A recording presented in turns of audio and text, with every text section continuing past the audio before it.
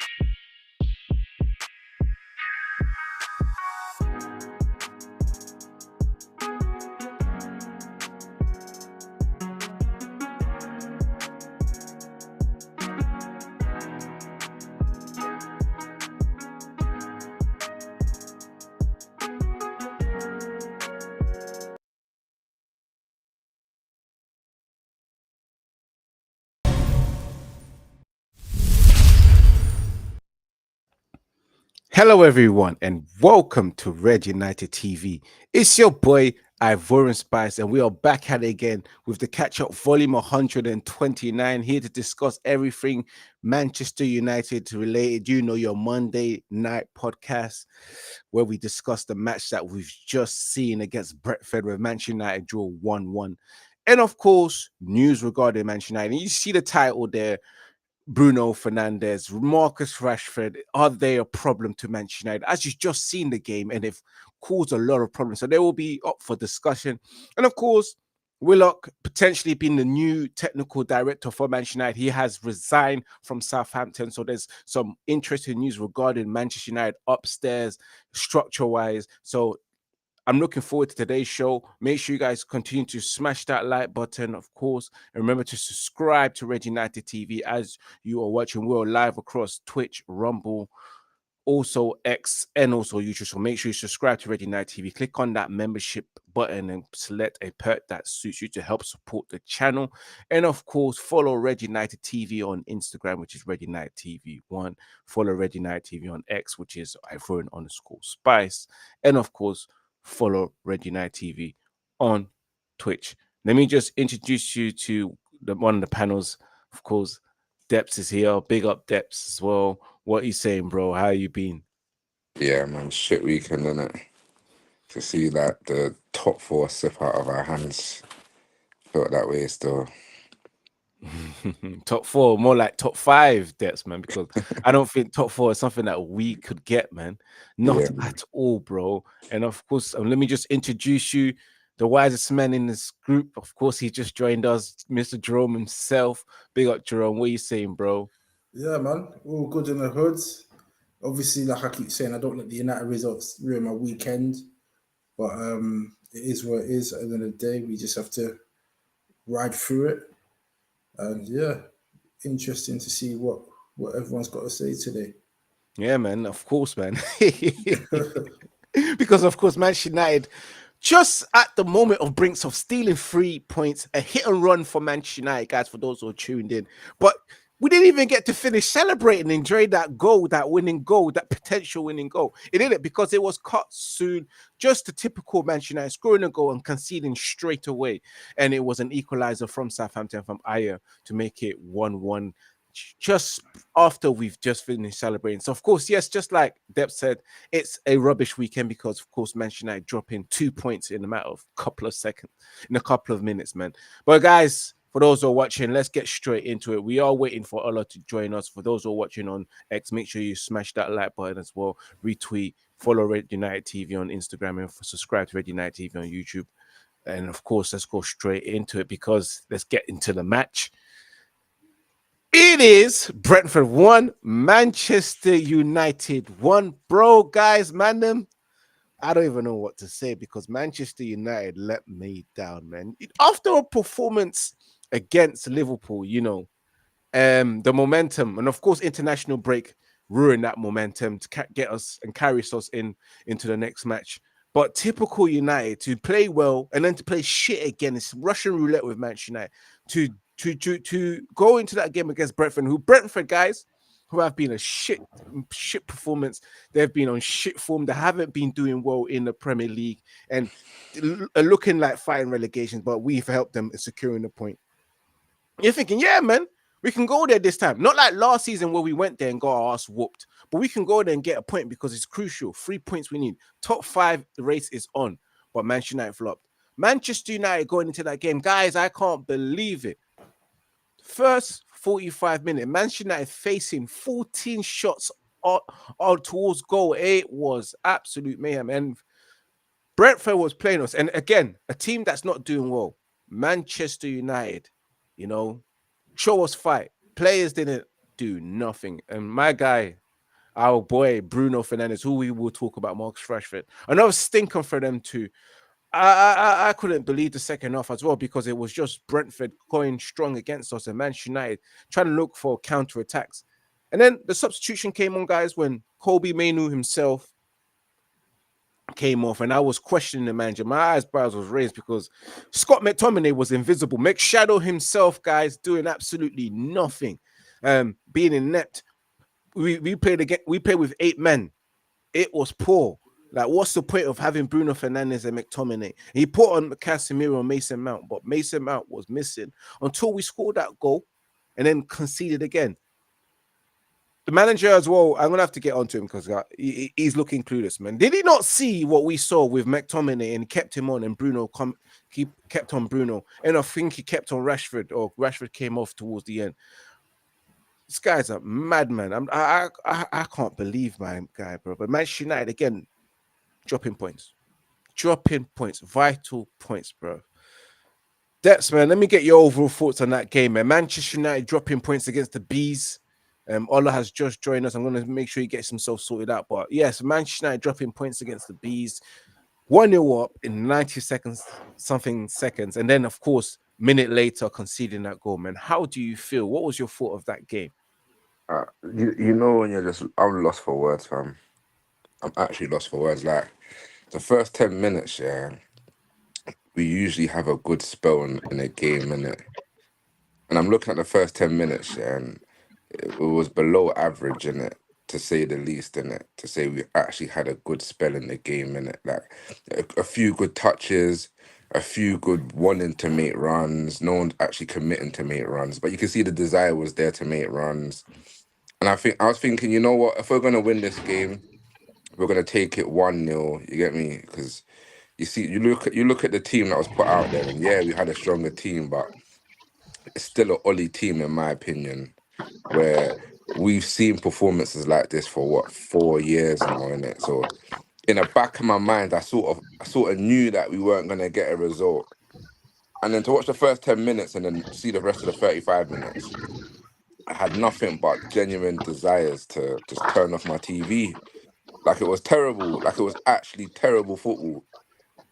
And then when we brought on Harry Maguire half time for what I would call the best player of the match, Varane, in it. So Varane was literally just holding it down for us, making sure Tony was quiet that game. Alongside Aaron Wan-Bissaka. Like, it was the defense from last season basically. So it weren't too bad, in it. The defense from last season. You take out Lindelof, who Tony had a good game against. It weren't too bad, in it. And then yeah, that was it. After Maguire came on, that was like any chance we had of, genuinely felt like in my spirit, any chance of United having to win the match was out the window. You know, the best result was a draw. And it's not surprising to see what we counted 7 Ole Gunnar Solskjaer players in that team playing just as shit as they played in the last 4 years, innit?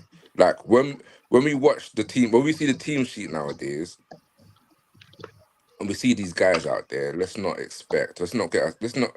get our hopes up anymore, innit? Do you get what I'm saying? We see Fernandes, Rashford, McTominay, Maguire, Lindelof, Dalot, Wan-Bissaka. You see them guys all in the same team. You know that team ain't doing too good in it. So yeah, man, just another day in the office for United. As I said in it, that was like a clear indication and to say, raw, we need to sell these players as soon as possible, fam. You cannot have the same 7 players in the team playing that shit. To be honest, yeah, 2 players from that team would have just got us through. More than 2, we would have played shit anyway. But yeah, man, I have nothing. I don't know what to say other than we played shit, like on another level shit. Jerome Depp says Manchester United played shit. He doesn't have nothing else to say. For the But first time, innit? for the first time in a long time, bro. Bro, let me get your thoughts on that game because I know you said you didn't really watch the match, but you watched the highlights and you saw that, bro. Let me get your thoughts on that, man. The mic is yours, bro. Yeah, man. I was out Saturday night, so obviously I don't have the same impact as everyone else who watched the game, who watched that torture. But I saw the key coverages of the game, and from what I got from it, yeah, we were just absolutely pathetic. You could see already from just starting 11. I know obviously we've had injury concerns and players coming back and stuff like that, but we can't keep using that as an excuse every game because there's been other teams in the Prem that have had injuries and they seem to be coping just fine with their substitute players. But if as soon as you see that midfield with Mainu and McTominay, you already know that Mainu's going to be on his own and he's not going to get the support that he needs. So we already know we're going to be on the back foot, regardless of who we play. And we're playing away at Brentford, who seem to be our bogey team these days because since have we actually won there since they've been promoted to the Prem? I don't think we have. I think we have one time in it when Ollie was there, like one time and I remember one time and then the and Frank were just like, oh, you look, we're lucky. Yeah, we're just hating on us, bro. Yeah, like this guy, he hates United. Every time this guy is just disrespecting us. Like this time it was like, he was losing faith in the football gods because it was a travesty how we didn't win the game, which is probably right, to be honest. But yeah, as I was saying, because of the way we set up, it was always going to be a game that we were going to be conceding a lot of shots and we were going to be on the back foot and Brentford were going to be all over us because we just don't have the quality and protection in midfield to have control of the game. And that's how the pattern of the game went, where we were just shot after shot after shot. And after all this time, playing one game a week, you would have thought we would have more time in the training ground to work on things, but it just still looks like we play like kids in a playground. Like no one really knows what they're doing. It's just freestyle, just running around and just seeing what happens. And you can kind of see that in the way that we play. And because of the nature of the way we play, our key players are not able to get a foothold in the game. And it just makes us look like we're just a mediocre team. So somehow, some way, we managed to get a goal in the, I think it was the 80s, was it the 96th minute? After Mount comes on for Rashford, he was pathetic once again. I'm sure we'll get into that later. And obviously he scored and he was thinking that this would be the ultimate smash and grab in Premier League history. Yep. After Brentford hit the post or the woodwork 4 times and had 31 attempts at our goal. And I think they had, 11 corners or something crazy like that? And bro, I know you didn't watch the match here, but Brentford didn't even play good, bro. That was literally a basic performance that they put out. I'm not even surprised. That's how poor we are. That opposition teams don't even need to play at their best to get at us and create chances at us. And that just shows that there's a big fundamental problem with our team. And then obviously we've got the goal. He's thinking, we'll be able to just see it out now. A big smash and grab. And then obviously Brentford equalised. And that equalising goal was just, It was abysmal. Like we had like 6 players in our own box, and they were still nowhere to be seen. By the way that obviously it was good play from Tony, with the cutback, just took out everyone out of the game. But the way they scored, it just made us look like we're not a top team. We're not a quality team. Like the way they scored, because usually it's like when the team scores like a late soccer style equaliser, it's almost like you throw the kitchen sink and it just ricochets off someone. It's just a lucky goal, rebounds, and you get what I'm saying. But it was like a well worked goal deep in stoppage time. Like we were just some any team, and we're not being respected now. Teams are not like scared to play us, and it's a common theme this season. We just keep conceding after scoring goals, like straight away. Like there's a mental problem with this team, and I can't remember the last time we kept a clean sheet. Like it's just a roller coaster of a season, and based off that result, we could forget about top 5 now. Like let alone top 4. Like the momentum's just gone now. We've got Chelsea away and Liverpool at home next, and I can't see us winning those 2 games. So it's all hopes on the FA Cup now. And look at what we're going to do in the summer, because major changes are needed. We've known this for a long time now, but that performance against Brentford on Saturday night just confirmed it now. Yeah, definitely confirmed that we won't be getting that 5th place. Is just looking long for us. But big up to those who are tuning in. Smash that like button, share across all social media platforms. Let me just get straight to the comments. As Stephanie says that our midfield has superpower. Bruno equals invincible and chaos. And Stephanie also says Onana made great double saves, was man of the match for us with the bar and post close second. They were man of the match as well. They were That guy, saving us, bro. that guy's world class now. You know that Onana, he is one of the best keepers that has ever graced the Premier League. Especially if he's going to be holding 31 shots a game, fam. He's going to become the best keeper in the world, fam. A keeper can't face that many shots and not be experienced. You know what I'm saying? Yeah, and also smash that like button as well. Share across the social media platform. I'm gonna get to you, Ola, to get your thoughts, man. Big up to Manu who's just joined us as well. Continue running up the comments as well. Ola, I'm gonna unmute you because there was some noises in the background. I hope you're ready to go as well. Manchester United letting us down, man. Another poor performance, man. Against Brentford, who we predicted that Manchester United would win as well. I was going with a 2-0, and he was going with 2-1, and it ended up going 1-1, man. Did we see that draw coming? But what's your thoughts on the game, man? Yeah, first off, can you guys hear me? Yeah, we can hear you. Yeah. Yeah. So I think I don't think anyone here is surprised about the performance. This has been what we've been going through all season. Like I said, we've always been hoping and pray it gets better at some point, which it has never gotten better. We just have like couple patches here, win one game like Liverpool game, we all get excited and over the moon. Then we go back to fatty setting of doing the rubbish we've been doing all through this season. So I don't think I'm surprised. Like I said, uh, going away to Brentford will be a huge attack for any team. They are always on top of their game when it comes to anytime they are home. So I think I went for 2-1 because I know it won't be an easy game. We need to be on top of our game and we need to like take our chances.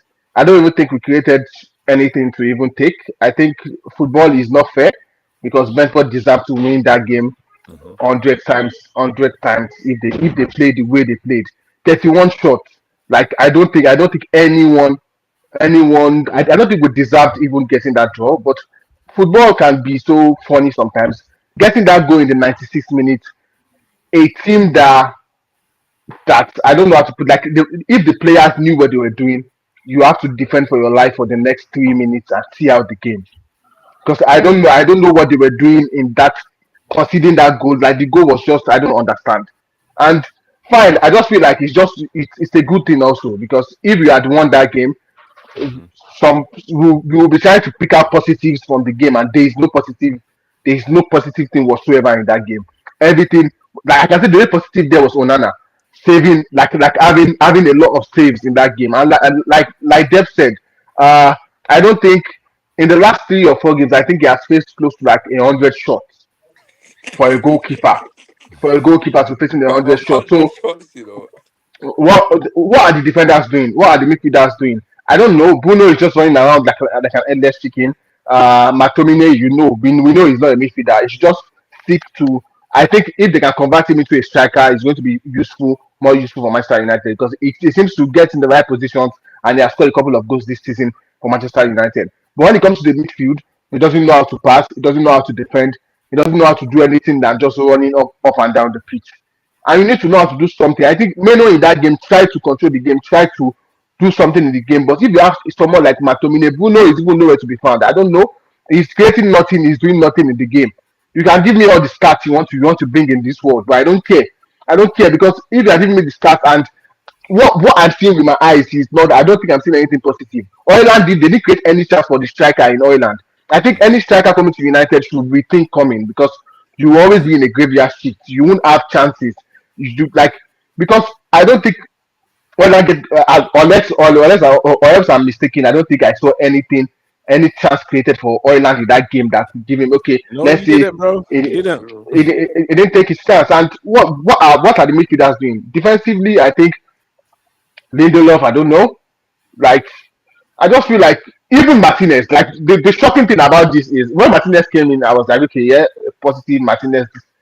Martinez made some stupid passes. I was like, what's going on here? I think at this point, Quiet, man. I think I think at this point it's the bad the problem of United is getting to even the players that we think are good, players like Martinez. And it might just be being rusty, just come back from injury and all. Yes, I get that, but at the same time, there is nothing that I can be positive about. Like I said in the preview we had, I was like, we need to kick on our season. We can still establish something this season. If we win the games left, or if we get a good number of points, we can still get top four and possibly win the FA Cup. And we know, okay, yes, it's not the season we all wanted, but it's still something.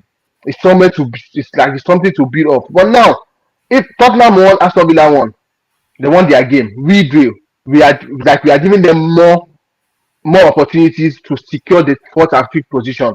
Now we'll go to Chelsea. After Chelsea, we'll go to Liverpool. Fine. I think we can actually get something of the Chelsea game, even the Liverpool game, because we are that type of team that when it comes to the big games, you will see the players fighting for their life, like their life depends on it. Then we go to Brentford and we start playing rubbish. Then we go to Aston Villa and we start playing nonsense. But when it comes to the Liverpool game, the Chelsea game will be up for it to get a very good game and a very good result. But you can only play Chelsea twice a season in the league. You can only play Liverpool twice a season in the league, twice in the throughout the season. But you have to play Brentford, you have to play Aston Villa, you have to play Newcastle, you have to play these teams also. So even if you can't get the points in those games, I don't think you can ever win the league. Even like you can try it 10 times, 20 times. So I don't know what's going on, but I think this season is gone already. For me, I think season is done. No matter what happens, I think we can actually we have a chance of winning the FA Cup. But apart from that, I don't even think we can get support with the way we are playing. So I just think let's just hope the Ineos, Sergio Matliff, and anything they are trying to do will bring positivity and is going to kickstart like a new era when it comes to the next 2 3 years for Manchester United. Because so far this season, I don't think there's anything we all can stand here and say this is the positive from this season and we should be happy and buzzing for it. So we just need to write. I'm writing up this season already, as I'm saying. It's just the FA Cup. I think we have a chance at getting to the FA Cup final and winning it. And if we play against City, we might end up not winning that also. So I don't even think there's anything to be positive about now. But I'm a United fan and I will never stop being a United fan and I will keep supporting my team regardless of what happens. But I don't think I don't think I don't even know what to say anymore. And that's why you guys can see I'm wearing the Al-Nassr jersey and I think I'll just be going with Ronaldo very soon. I'll just be watching the Saudi League very soon because what's going on with United, I cannot like it's beyond explanation. No matter how you try to explain it, you can't. The manager, the players, everyone are just doing nonsense. And I think let me just leave it there for now. Let's go into something else. Let me just read you guys some stats regarding that game. Smash that like button, guys, and share across all social media platforms and throw your comments in the chat as well. For those who are watching on X, Rumble, Twitch, and also YouTube, continue to follow, subscribe, and become part of the family. But yes, the stats against Brentford. Manchester United, Brentford had 31 efforts on goal with 5 on targets, but they didn't hit the wood. But they did hit the woodwork 4 times on top of those. United had 11 shots with 5 on target. The possession was relevant. 34 crosses, 14 corners from Brentford's 4 shots to hit the woodwork, like I said before. 87 touches is a Premier League record as well. The Bees had 85 touches in United box compared with the 16 in reverse. And then we have Erik ten Hag, who spoke about the match. And he said, if you are winning, then you shouldn't give it away. Normally, we are a strong side and bring it over the line. And I'm very disappointed, he told Sky Sports. He also said it was absolutely unnecessary to concede that goal. We made many mistakes. In the final third, we were slow. Second balls when defending, we were not good. They had more energy, and that should have been the other way around. Even when we don't play well, we have to win the game, and we almost did. And that is what was the most disappointing. That's what he was saying. Erik ten Hag disappointed. He's saying that, of course, you don't score the winning goal and then concede a goal like that. Erik ten Hag as well. He managers his tactics as well against Brentford. His decision making for subs is also questionable as well. And of course, once again, the team was far too open, man. Does anyone agree with that manager, Erik ten Hag? You notice that I'm saying that manager now because I'm kind of fed up, man. I've had enough, because the guy is blind. Like, how are you taking off Mainu and McTominay offers nothing, and you want to win this game? And Bruno Fernandes as well. I don't know how he stayed on this game. Smash that like button, guys. We're going to run straight into our next segment, which is, of course, Bruno Fernandes, who he remained on the pitch, and Marcus Rashford. Guys, you saw the game against Brentford. You saw the times Marcus Rashford was on the ball and Bruno Fernandes. The amount of times Bruno gives the ball away, making sloppy decisions, as well, taking shots when we're not meant to take shots, guys. And let's be honest, let's be open with this, guys. Bruno Fernandes, Marcus Rashford have been chaos throughout the whole entire season. And they also have been problematic the seasons before that. And we've all said it. I don't think we can go or progress anywhere and win titles with Bruno Fernandes and Marcus Rashford because of their decision making, their inability to challenge as well and do things. I'm going to start off with you, Jerome, to open up the talk and debate. Bruno and Rashford, are they a problem? The thing is, with Bruno, I think it's clear to see that both are fundamental problems to any sort of system that we're trying to put in place for this team. When those two are playing, any sort of philosophy that you want or the manager wants is out of the window because they're just off the cuff, counter-attacking type players. With that means that you're going to obviously not have that much possession and the opposition team is going to be running right at you. And when that happens, obviously you're going to do a lot more defending and that requires a lot more fitness, and it doesn't seem like this team has that level of fitness to play that way. That's why we're always conceding loads of chances. So, in that sense, they are both have negative impacts on the team.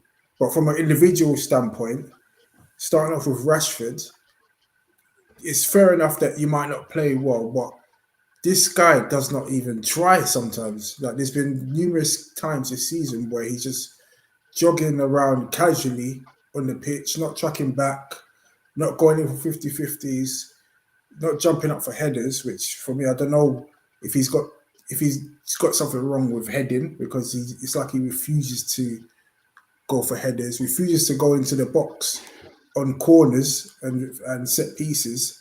He just stands outside on the outskirts of the game. He doesn't want to get involved and attack the ball. And I thought this guy was meant to be a striker. And now they're saying that he's a left winger. I don't know what he is. And it's just a bit bizarre with how he turns up in games. And he's already come out and said that he's a bit perplexed as to why people would question his commitment to the club. But when you put in performances like that, then obviously you're going to get that sort of reaction. It's just pathetic, really, for someone that earns that amount of money, Manchester born and bred, and he's putting in that performance. And I think he's he's holding the team back. Because when you look at our rivals, everyone is fighting for their lives to defend their results, but we don't have that in our team. When we've got them in our team, it's like we're playing with 9 men because they're just non-existent and they're not trying. And it's one thing not having the quality, but not putting the effort in. For me, it's just unforgivable. Playing at one of the biggest clubs in the world, going to Bruno, everyone keeps saying, all the excuses I hear is, at least he tries. He's always fit. He's played the numerous games, these consecutive games. He needs a rest, blah, blah, blah.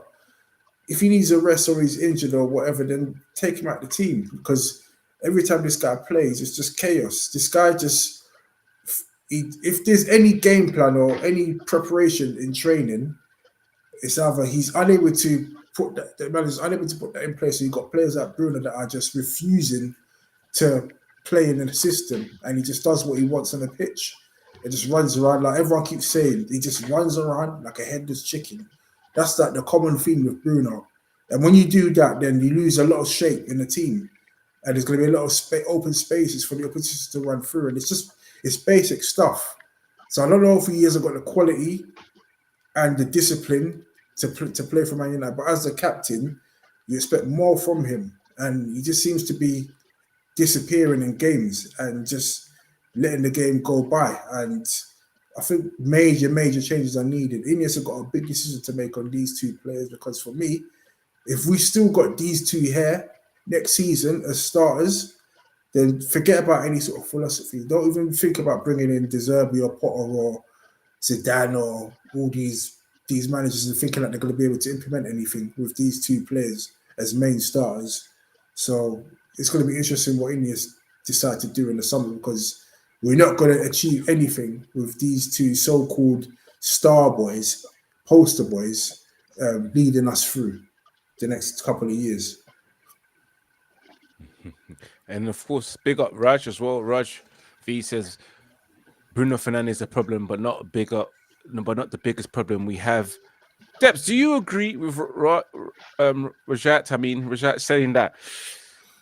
Let me get his comment up. That Bruno Fernandes is a problem, but not the biggest problem we have. You know, is that true? Do you agree with that? Do you think Bruno Fernandes is a problem, just like Marcus Rashford? Burn them guys, man. They've ruined the way we play. What's your thoughts, bro? Bruno's a rat. Bruno's a big fucking rat, fam.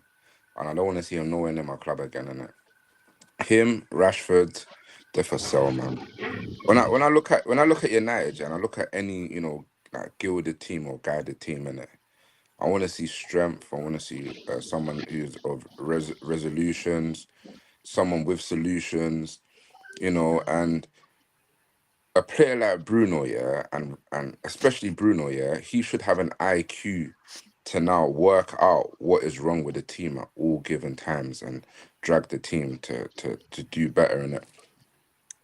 And he don't got it. And the reason why I believe that he don't got it, because I don't believe he is a title winner. I don't think he understands what it takes to win the league, fam. When you look around the Premier League and you see like the top players, the ones that's actually winning the league in this position, they're completely different players, man, in mentality. Mm-hmm. So yeah, man, I genuinely feel like because we are relying on these two, they are becoming the problem, When you look at the game tactically in terms of winning the ball back, United have now become a pressing team.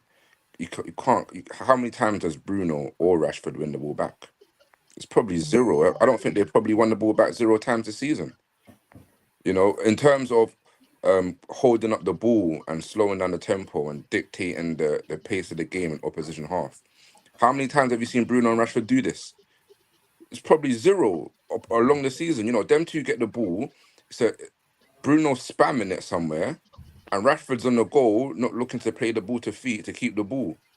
These two literally go against the tactics that United are now trying to play. These two in particular, forget the ability of the players. These two are world-class players. Yeah, very, like, well, I don't know about world, but I do believe that they could probably go into any team and probably make it better. But then in this tactical inclusion, you put Rashford in a Pep team and he decides to run just rather than hold up the ball, he's not going to be in the team, fam. And I think that's a problem with United. And we're watching the game, and Bruno's gone quiet once again, and Eric Ten Hag can't take him off the pitch. You know, Bruno was literally non-existent, and it's because he is the star boy. It's because he is the star man. It's because he is expected to drag this team and create chances. And something like that, like something needs to happen now, where we need to realize that he ain't gonna do that. Like he's not. You know, he's had how many seasons has he had as this missing guy, this ghost, this myth? It's been like 3 seasons where we've now expected Bruno to pop up with a title, with title winning games, fam. Like a game like yesterday, yeah, it was such an easy game for a player like Bruno to say, you know what, we're away from home. Let me just be sensible, and every time I get the ball, I'm gonna pop it round in the midfield, in it. Yeah, get a few touches, play around the Nana, because the Nana looks like he's holding up the ball, he's keeping the ball. You know, play with the players that actually keep the ball and take some pressure of my team, because they've had about 3, 4 shots about now. Do you get what I'm saying? We're under pressure. Uh, Let's keep the ball, and relieve pressure in our own half. It's okay in your own half if you're away from home, keeping the ball, you know, especially if you're good at doing it, especially with a Nana in there. What does Bruno do? Bruno's probably holding Højlund's hand. So when we actually need somebody like Bruno, because I didn't know where Bruno was, I'm not going to lie. When we got the ball in our own half, Kobe Manu, all these guys got the ball in their own half. Where's Bruno? Where is he? Yeah, that's I'm the game we're assured. playing. That's the game we're playing. Where is Bruno? Where is Where's he? Waldo? I think he's genuinely looking for glory, goal hanging. I think he's behind the keeper's goal hanging, looking for that winning goal, understanding that if he scores it, he's gonna be in the team again. Because when we need him, and we genuinely need him next to Kobe Manu at this present moment, playing 1-touch, 2-touch football, and he's looking for the ball. He's looking for Kobe Manu to pass in that 80-yard pass for him to score the winning goal. The man is not. He's not Bruno's got the winning trash, man. mentality. Did up for Bruno. I heard man saying that they're still talking about Bruno's 2020 season to justify him in this team. Like, come on, like we're in no, 2024 no, now. but Jerome, I wouldn't say Bruno is trash because I think for Portugal he actually plays all right. But I think if But like Debs is saying, if you want to hold on to the ball and you want to like pass the ball around, link up the play better. I don't think Bruno is the man for that, and that's why I think with all this, if I am American, I think I will actually put Eriksen in Bruno's position. Fine. I know Eriksen can play like 90 minutes game week in week out, but I'll put Eriksen in Bruno's position. And move Bruno back, take Matomine out of that midfield because I don't think Matomine. I don't think Matomine is offering anything in that midfield. I don't care what anybody wants to say about that. Matomine has been shit so far when it comes to playing in midfield. They can actually get you a goal, fine. But because yeah, I think Bruno actually overdoes things, and you saw in the game yesterday. There are some points that he needs to pass the ball to the player next to you, link up the play. He's always looking for that long ball to Rashford or the long pass to But Garnacho. why I, doesn't but why you doesn't know, I'm Bruno gonna be slow the honest. game down? I can't Why remember the when we last need Bruno when we performance. need to hold up the game, yeah, when we need to slow down the game and stop these shots from happening, why is Bruno spamming a counter-attacking pass? Because he's yes, clueless, bro. He that's always why I'm does that. saying That is football IQ, fam. That's what wins yeah, you matches. When was That's what yeah. you Bruno's see. last?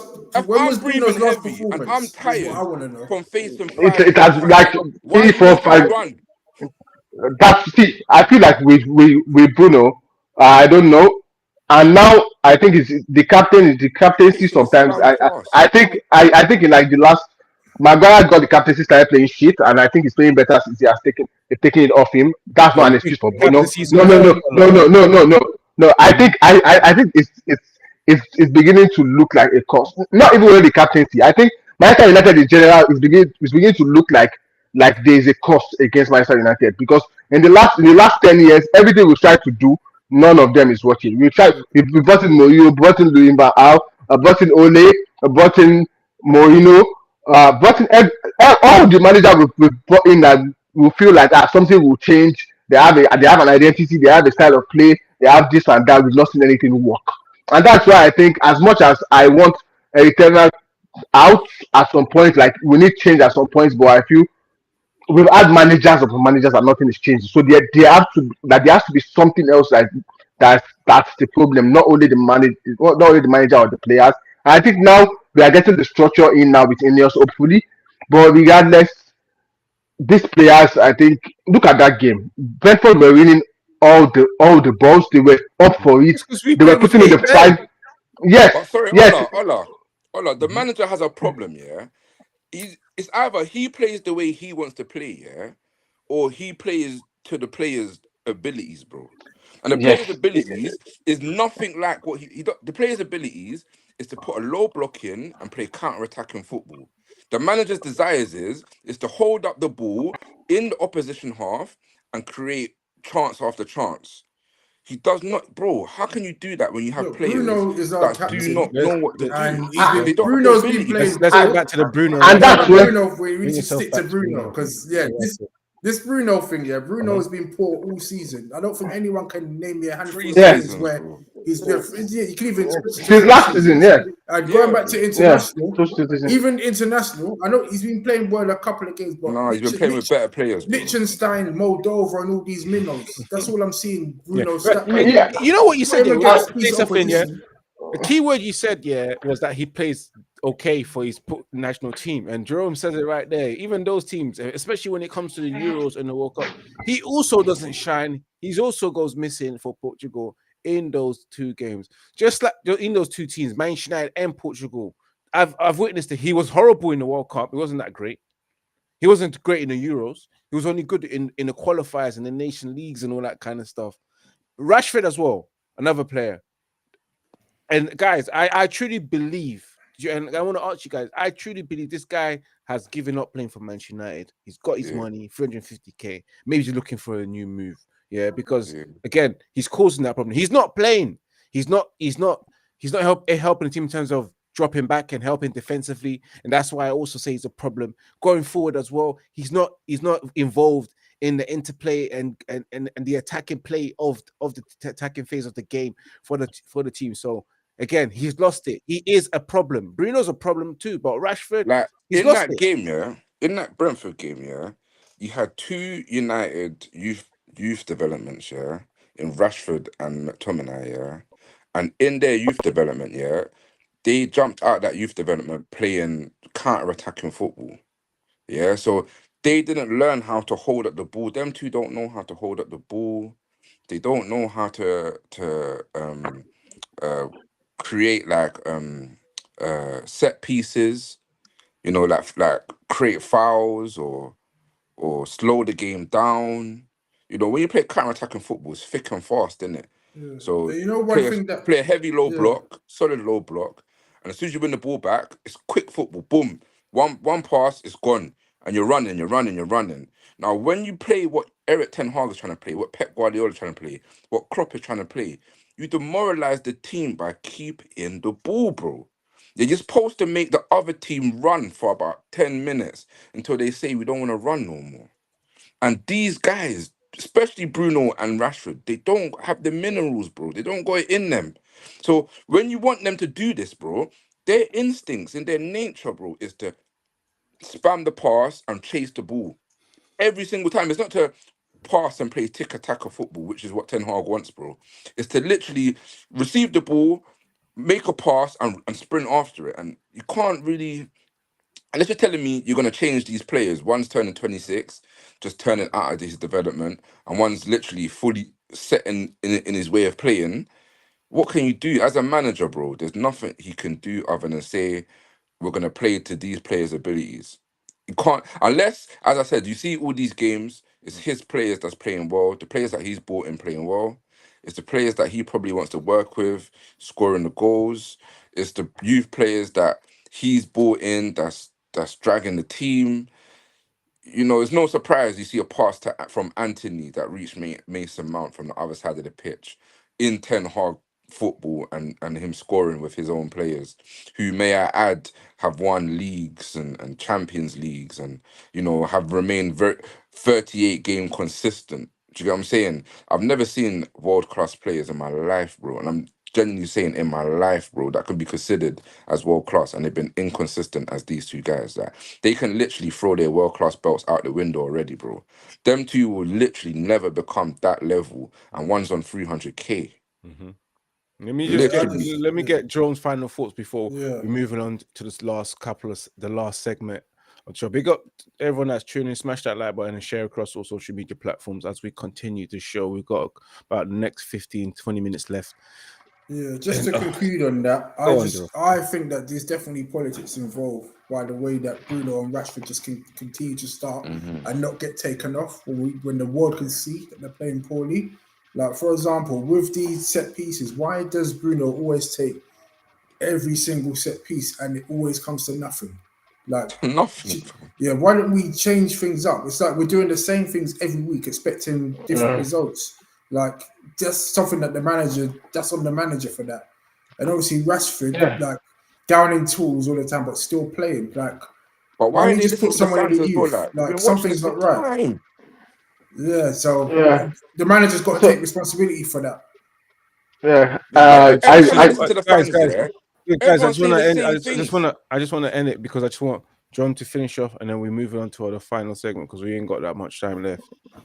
Yeah, John, so what you yeah, done? that's basically what I'm saying. So yeah, manager's got to take responsibility for Bruno and Rashford as well because at the end of the day, he's the one that keeps playing them. They keep underperforming. Yeah, that's the manager's problem. Yeah, Keeps playing them.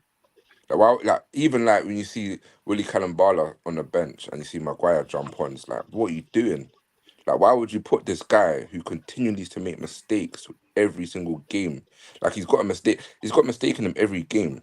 Like, why would you play him? Like, it's dumb. Like, yeah. The it's pressure's actually definitely dumb. getting to the manager because the decisions he's making is just becoming a joke at the moment. I think, and also, I think the story of using the youth and all this saying blah blah blah. Most of the managers will come on and say that when they get the job, but they will end up not using the youth. They will end up not giving the youth the chance because I don't think any young player or any player in the under 23s or under 21 can do worse than what Bruno is doing. Can do worse than what Rashford is doing. So you should actually give them a chance, give them the opportunity to show what they can do. And I even think they will do better because getting that opportunity has been their lifelong dream. They want to perform. They want to give it their all. So I don't think I don't think like the manager is not making things work for him in any way. He's making things worse for him We instead. have And hope. if it We have doesn't hope. change, In if it that doesn't game, change obviously, that, Jerome didn't watch it, yeah, but in that game, Guys, I'm just gonna I stop you heard and Ten move on. Hag I'm gonna shout move at on. Rashford, I'm fam. gonna The move on, same way he guys. shouted at Sancho, the same way he shouted at David De Gea. Like, I'm gonna move on, guys, and of course change the segment because guys, we've gone on over. We've only got a couple of minutes left. We've got 10 minutes left. Depths. I'm gonna move on. But yes, as I was saying, guys, earlier on, final part of the news, final part of the segment, of course, Manchester United are looking to hire a new technical director. Jerome was in a group saying earlier on that he's happy that potentially means that Darren Fletcher is replaced. He can piss off now and go and do something else. I was happy to hear that someone else is coming in because, of course, we've always questioned Darren Fletcher. And this guy happens to be, let me just get straight to the news, Jason Wilcox. Let me share my screen with you because Fabrizio Romano himself tweeted, and you guys know when Fabrizio Romano tweets, it's facts. Fabrizio Romano tweeted earlier on that he said Jason Willock has resigned from Southampton. He's set to join Manchester United as a new technical director. Southampton refused to accept fees, so Willock will resign as he wants to join Man United project. Former Manchester City's head of academy will be key part of Manchester United team era. So, guys, he's also a person that's had experience at Manchester United. As you can see there, him when he was at Manchester City doing these things. So he's got credentials. He's been there. He's been at the elite level and managed there as well. Fabrizio also commented that the only club for Jason Willock is Manchester United. Just have agreed terms with Man United and wants to be part of the Ineos project. Agreement with Manchester United confirmed, done and dusted. So I don't know if Manchester United have finally released statements about this guy. But here, another addition to the structure. He was at Southampton. Southampton was reported to be furious and they were mad and upset earlier on. But it's done. The guy's resigned and it looks like he will be joining Manchester United. We don't know whether it's going to be straight away immediately. I doubt it, but it could be probably in the summer around May or probably in June or July. Thoughts on this acquisition? Of course, like I said before, Can I go heavy first, is please? a heavy guy. Uh, Go on, Ollie. can Let me I get go your first? thoughts. I Like I already know feel my thoughts. every we need, yeah, we need every help we can get when it comes to the recruitment and people we are getting in.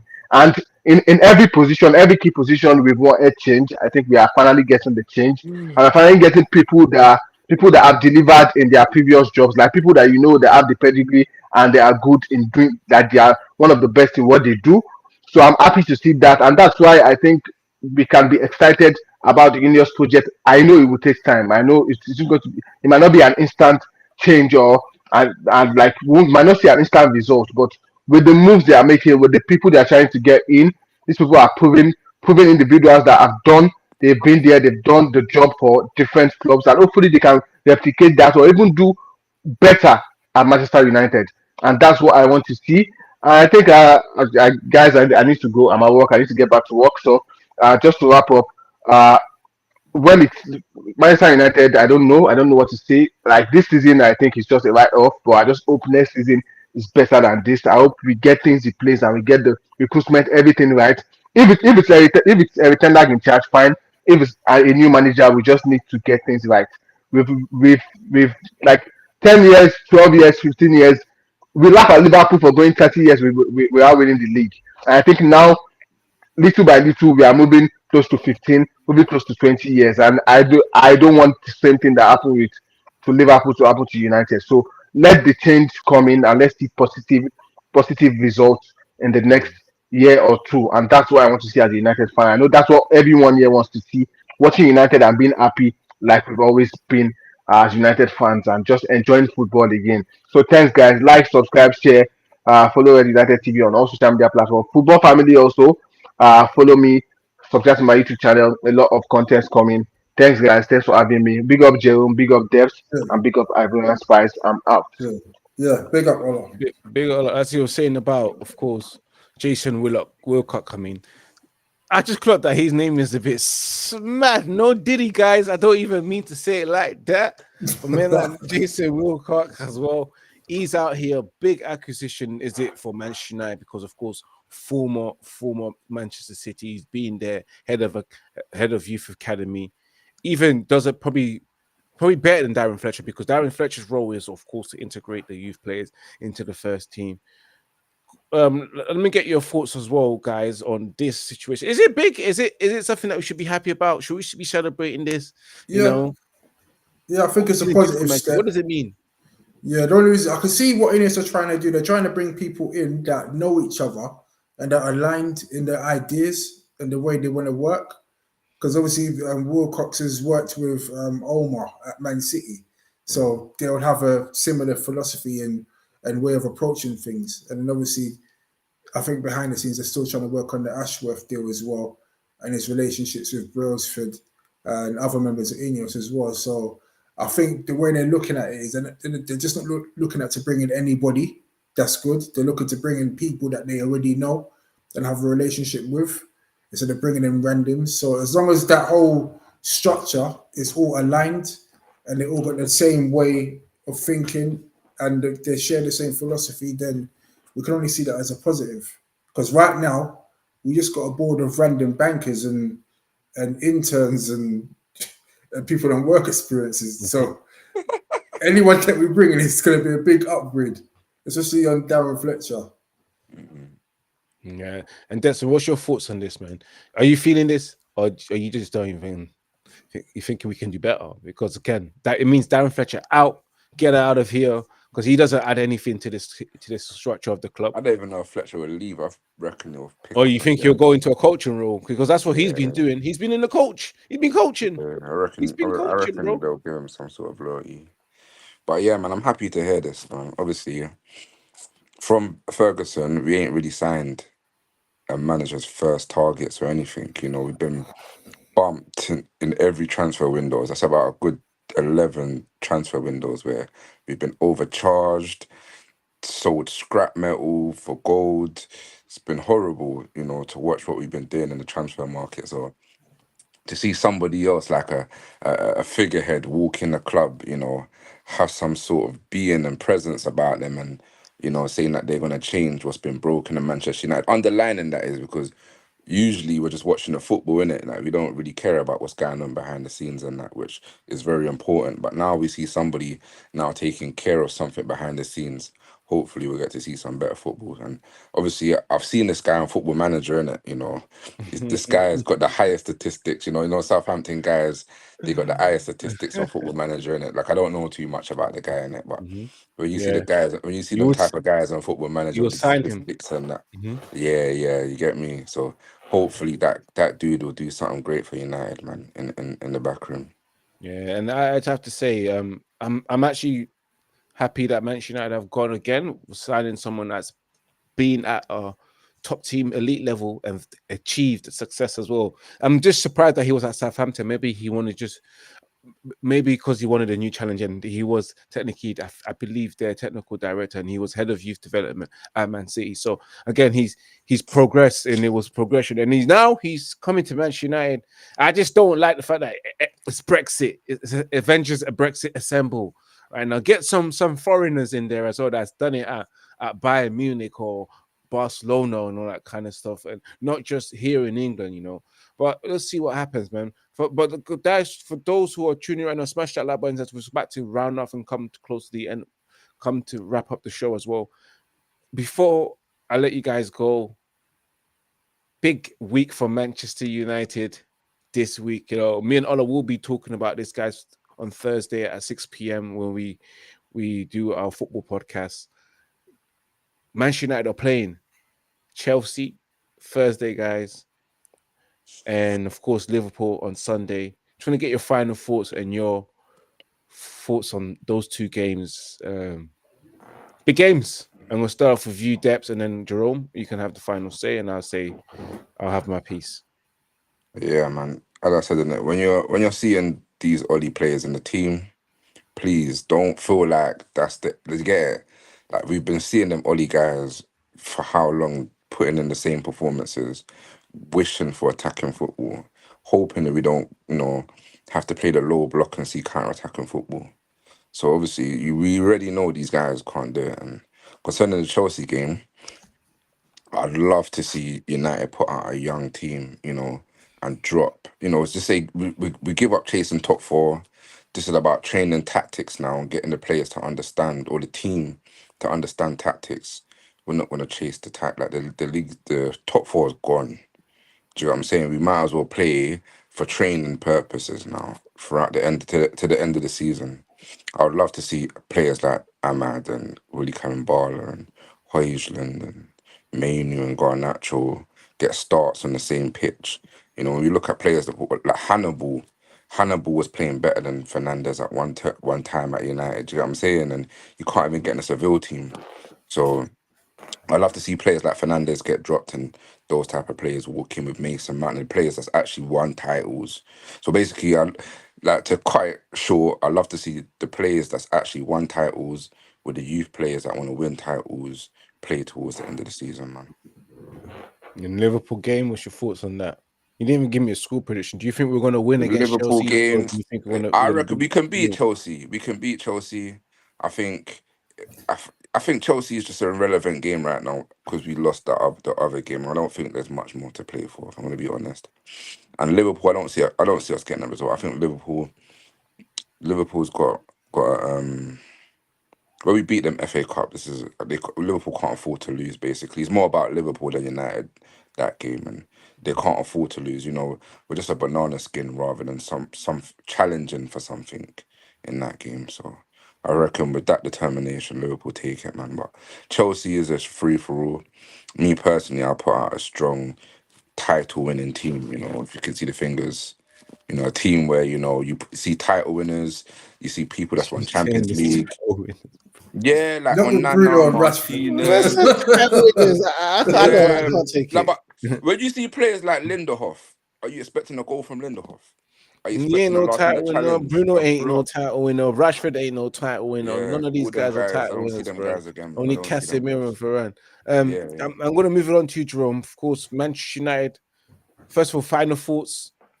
And Manchester United playing Chelsea away on Thursday, and then playing Liverpool on a Sunday at home at Old Trafford. Man, what's your Yeah, the thoughts? game on Thursday, I kind of agree with Depps. I don't think it's going to be as big a game as we think because Chelsea is sitting in 11th. We're struggling at 6th. Chelsea don't really have much to play for in the Prem, if we're going to be real. Like, if they win all their games, then they've got a chance of like getting like 6th or 7th. Well, realistically, that's going to be difficult for them. So it might just be a free hit game where you might just see loads of goals. So I wouldn't be surprised if we ended up drawing or scraping that game. It could be like a 3-2 scoreline or something like that. I could just see it being one of those open games. And going to, actually, we're going to be at home to Liverpool.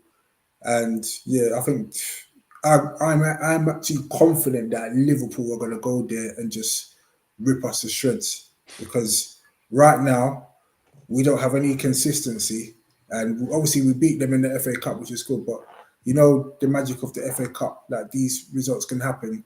But Liverpool are top of the league right now, and they're going for the Premier League in Klopp's final season, and I think they're just going to go all guns blazing at Old Trafford, and it could get messy. I'm hoping, I'm praying that it's not another 5-0 because Liverpool, even though we beat them in the FA Cup, they created hella chances. Like, really, they should have wrapped the game up in the second half. It's because of Anthony's equalising goal. It gave us hope, innit? But yeah, I can't see us doing anything against Liverpool. And it's going to be a big week for the manager, ETH, because if we don't win either game, Mhm. and we've got Newcastle, West Ham, Brighton behind us, breathing down our necks, I reckon if we don't get 6th place, if we finish 7th or below, the manager's gone. The only chance that I think the manager's got a chance of staying is if we win the FA Cup and he gets 5th or 6th.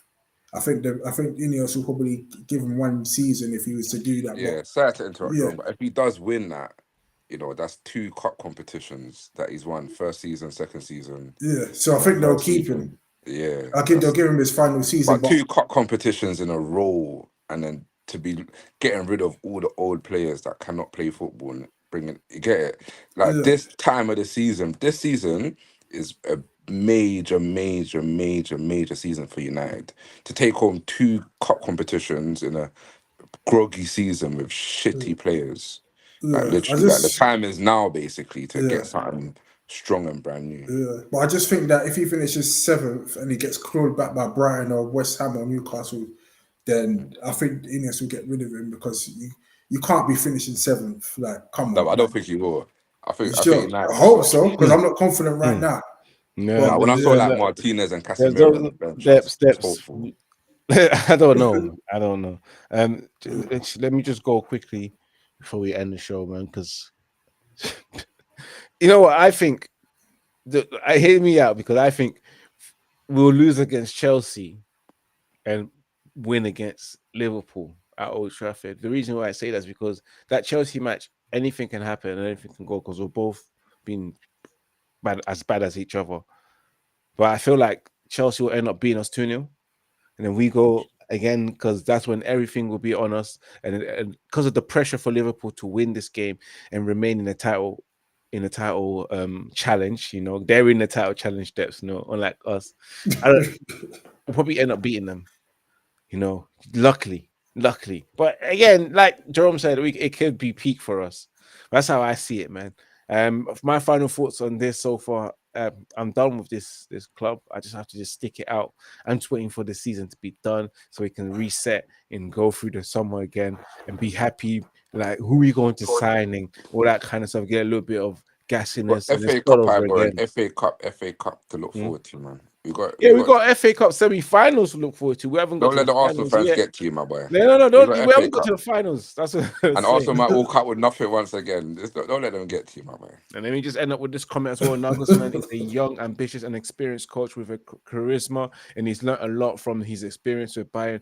Look, they beat France and dominated them. I can You don't see want to him come. building a real team. We'll see about that, man. But guys who are tuning again, Smash that like button and share across all social media platforms. Your boy Ivorian Spice. We're here again on Thursday for, of course, your football podcast. Let's talk football with me and Ola.